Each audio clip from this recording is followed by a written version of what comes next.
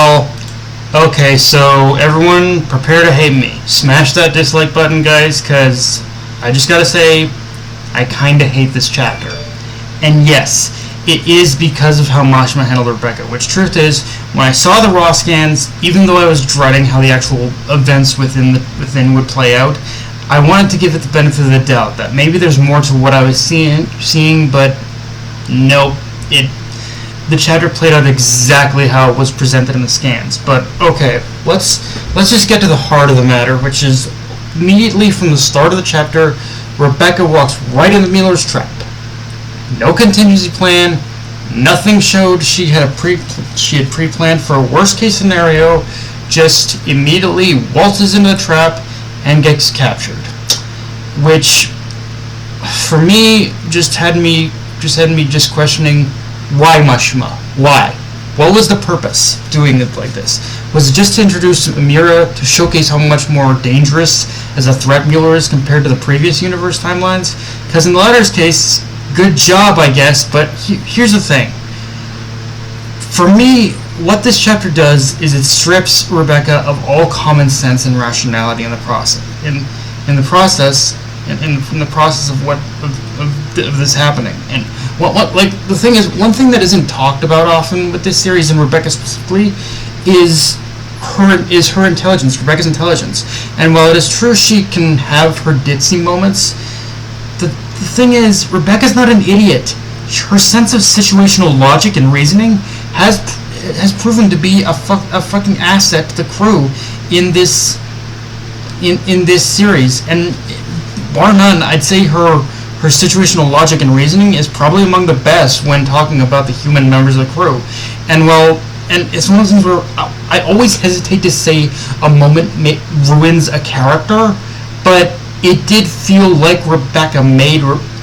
Mashima made Rebecca dumber for the sake of making the events of this chapter possible. Like he basically, and I guess what little credit I can give Mashima, I think even he knew this was a problem he might have caused, because you can tell throughout the chapter he tried to soften the blow by still showing Rebecca doubting the legitimacy of Mueller's cheeky voice in the beginning of the chapter. But by then it was too late. Rebecca was already knocked out by the knocking gas and just knocked out by the sleeping gas and like and strapped to the fucking table by that point. So it's like I don't know, I can't fully explain it, but something about the way this chapter handled Rebecca really, I can't explain it any further than how I have, but just something about the way Mashima handled Rebecca in this chapter really rubbed me the wrong way. And I'm sorry, but I can't overlook it. It was just too jarring for me. Also, I'm not gonna lie, the whole thing of Amira like swapping places with Happy is a little sketchy in the sense of how there's only a small window of time I could see her doing that, unless it happened beforehand. Unless it happened before she left.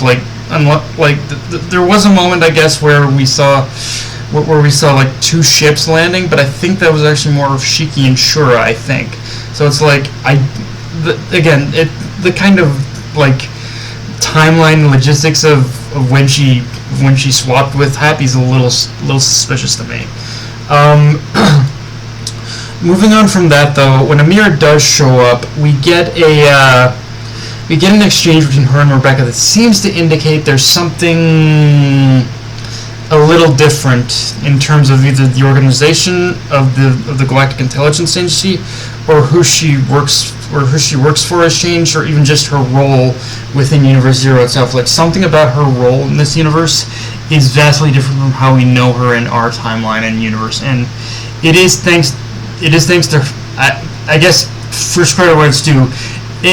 Credit where I can give it. It is thanks to her and Shura that Shura and Shiki arrived on the scene, as she fed the coordinates of Rebecca and Mueller's location to them. So yeah, two out of three players that expected to kick Mueller's robotic ass are here. Bigger question now, though, is how much longer it is going to take for Jin to get here, because for however wrong I ended up being about the whole thing with Rebecca, this is the one thing Mashima has to deliver on in my mind: a face-to-face reunion between Jin and Mueller. A chance for Jin to put those chance for Jin to confront those demons head on, put them to bed, all that shit. Like, this is something that does need to happen, regardless of however this starting fight between Shiki and Shura facing Mueller plays out. Which, yeah, on that note, I do think we are gonna see them get tossed around quite a bit before they make any ground on defeating him. Like, it would make sense just to show how truly powerful he has become, and just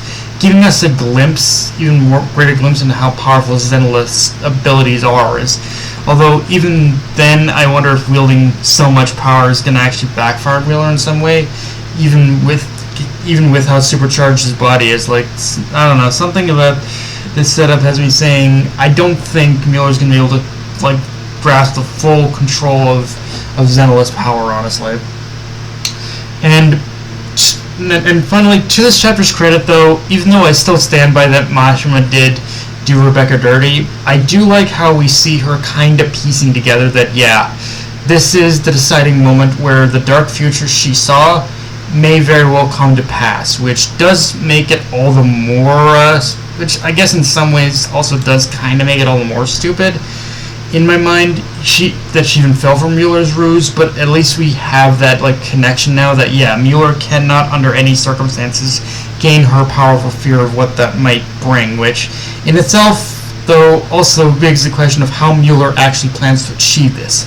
Because as Rebecca recounts, Mueller's whole plan hinges on the fact that time doesn't move in a secular manner.